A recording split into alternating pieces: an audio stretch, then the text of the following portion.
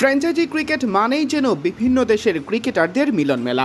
দেশি বিদেশি ক্রিকেটারদের কাছ থেকে শেখার সুযোগ পান তরুণ ক্রিকেটাররাও। পিএসএল এর তারকা সমৃদ্ধ দল লাহোর কালান্দার্সের হয়ে খেলে মুস্তাফিজ শাহিনদের কাছ থেকে শিখছেন দলটির তরুণ পেসার উবাইদ শাহ। তার দৃষ্টিতে মুস্তাফিজ, শাহিন, হারিস রৌফদের নিয়ে গড়া এই পেস লাইন আপ পিএসএল এর সেরা। পাকিস্তান সুপার লিগের বর্তমান চ্যাম্পিয়ন লাহোর কালান্দার্স। তারকাবহুল এই দলটির হয়ে এবার খেলছেন দুই বাংলাদেশি ক্রিকেটার মুস্তাফিজুর রহমান ও পারভেজ হোসেন ইমন।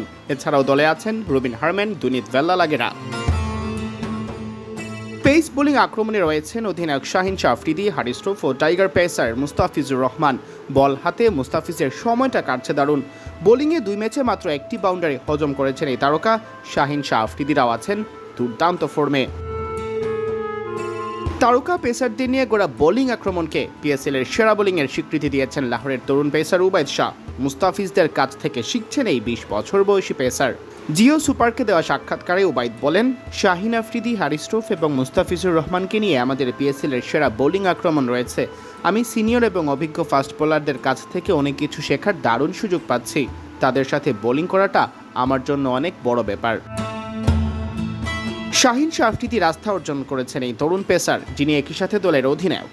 উন্নতি করে সামনে এগোতে চান এই তরুণ তুর্কি। উবাইদ বলেন, অধিনায়ক শাহিন আফ্রিদি আমাকে বিশ্বাস করেন এবং তার সাথে বোলিং আক্রমণ শুরু করতে পেরে আমি সম্মানিত বোধ করি। এখান থেকে শিখতে পারলে আমি উন্নতি করব।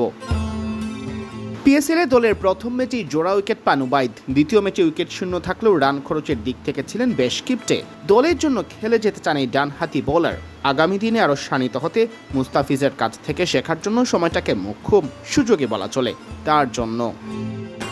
সিয়াম চৌধুরী, বিডি ক্রিক টাইম।